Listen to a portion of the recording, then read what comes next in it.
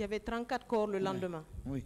Mais avec une capacité de 15 corps, vous avez dit. Mais comme j'ai dit, quand on les superpose, ils peuvent aller au-delà. Si vous allez dans les morgues tout à l'heure, pour le bâtiment dans lequel les corps doivent être mis, c'est une chambre froide, par exemple, de 10 corps. Donc 10 casiers. Mais dans les casiers, vu les réalités que nous vivons, on peut mettre 2 à 3 corps par casier. Ok, madame.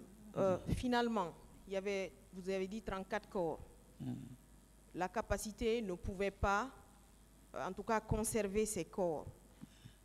Est-ce que vous avez avisé de ça au ministre de la Santé, au fait qu'il y avait un risque qu'au bout de quelques jours, parce que hier on a eu le professeur Hassanba qui a dit ici qu'au bout de 36 heures, c'est connu, on ne peut plus conserver un corps.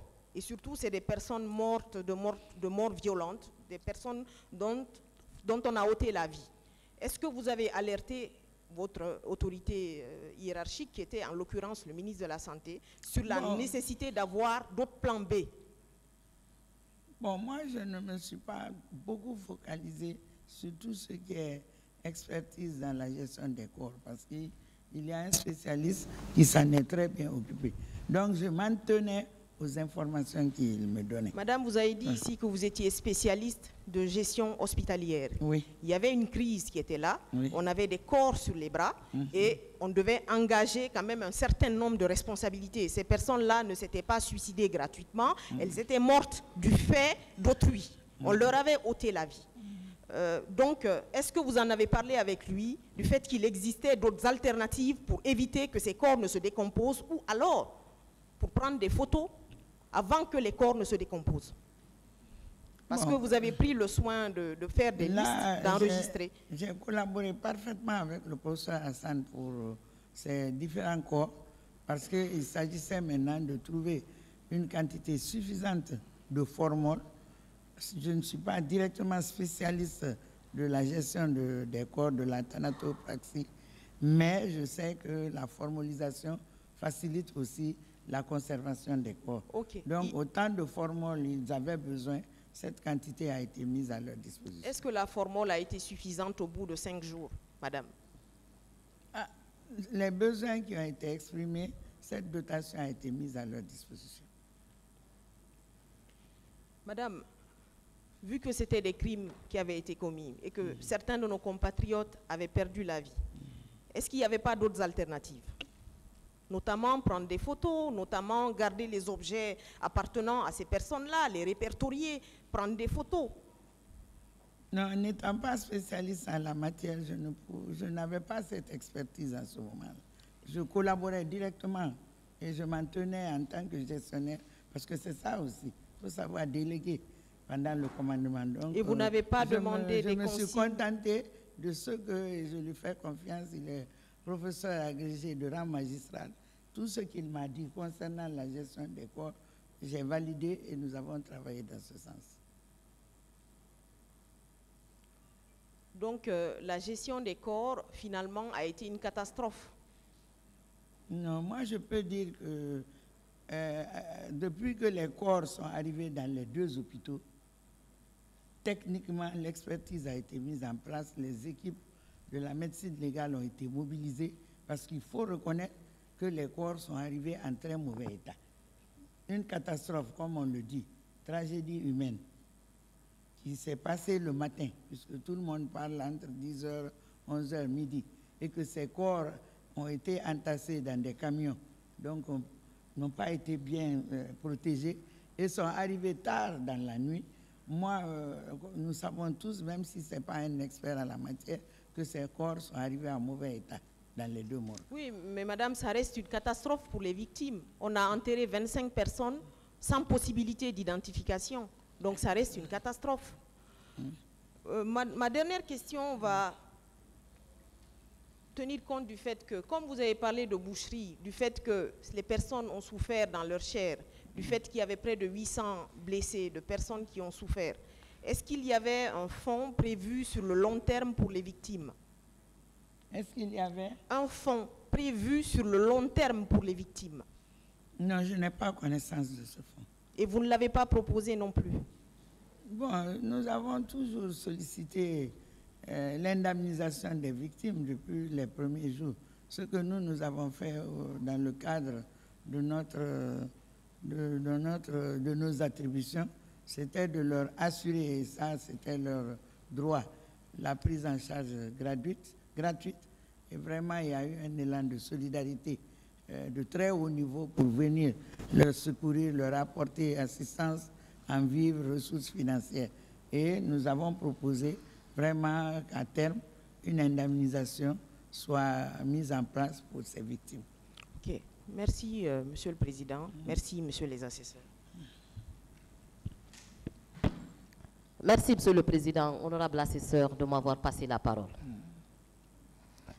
Madame la directrice, bonsoir. Bonsoir, maître. Vous avez déclaré à cette barre avoir reçu que 4 femmes victimes de viol. Vous confirmez cette déclaration? Le premier jour, c'est cette information qui a été portée sur les documents d'enregistrement des victimes, 4 cas de violence sexuelle. D'accord. Est-ce que toutes ces femmes avaient bénéficié correctement de soins? En tout cas, toutes celles qui sont arrivées à l'hôpital national d'Onka ont bénéficié de soins. Ok, continuez. Je vous écoute.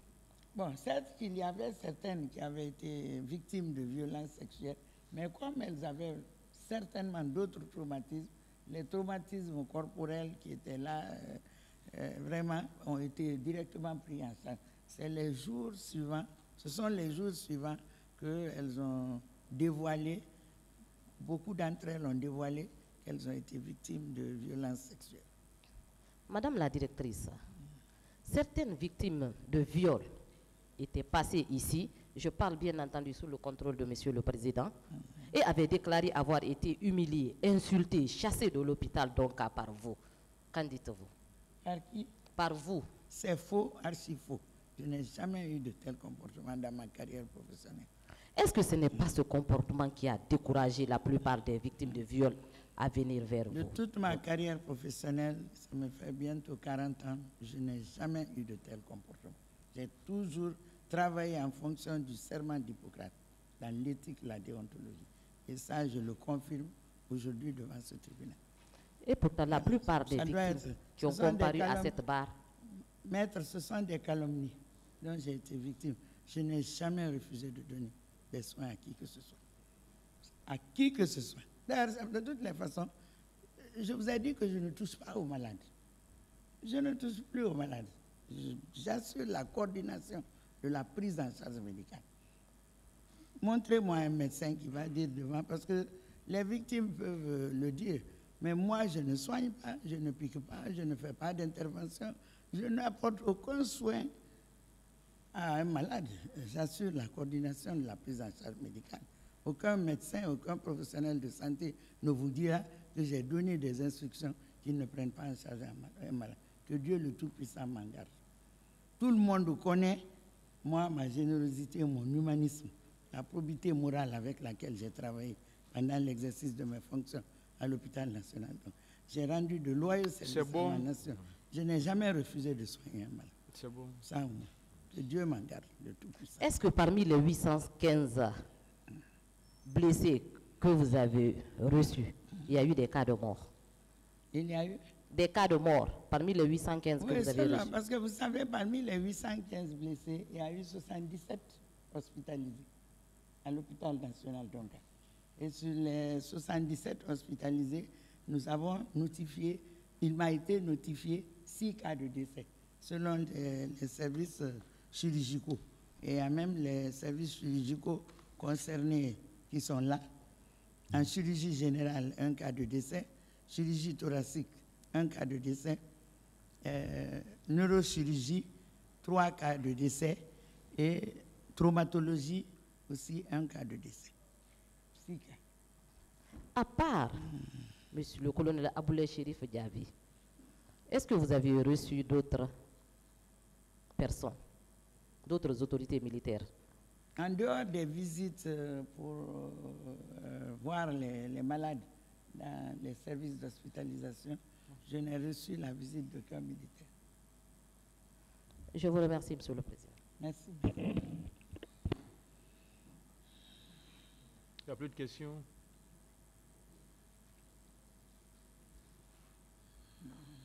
Vous pouvez disposer, madame. Merci, Monsieur le Président.